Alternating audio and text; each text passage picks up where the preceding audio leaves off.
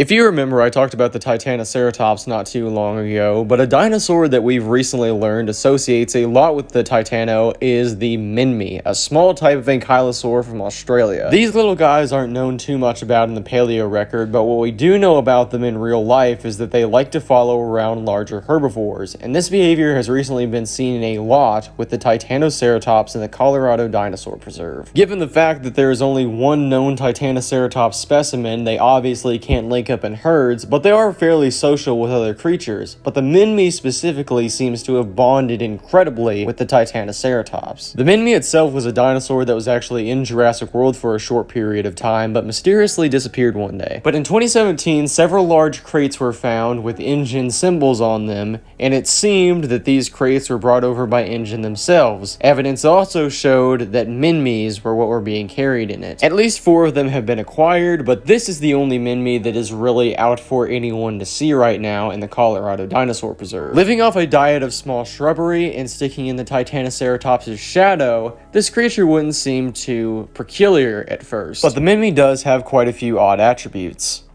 Its armor, for example, is not that useful. As you can see, they are very, very rounded scutes on the back, and these do not help in protection that much. The armor on the head and tail is fairly natural, but as it starts to go into the body itself, like on the back, it gets much softer. This unusual attribute seems to be quite a disadvantage when it comes to the Minmi. This is probably why they stick to the sides of things like Titanoceratops for larger animals' protection. Scientists have also studied the creatures and seen their eating habits, which mainly consists of mushrooms for whatever reason. It's still not fully understood why they eat the funguses, but there is a few scientists who have theories about it. Some scientists believe that it helps their stomach lining, others believe that it's actually something to do with Minmis in real life. Mushrooms or similar funguses may have been something Minmis had a lot back in the prehistoric times, and it translated to the present-day Ingen clone. Minmis are also known for their very antisocial behavior. Most ankylosaurs don't really like grouping up in herds, but the Minmis do not communicate with each other at all.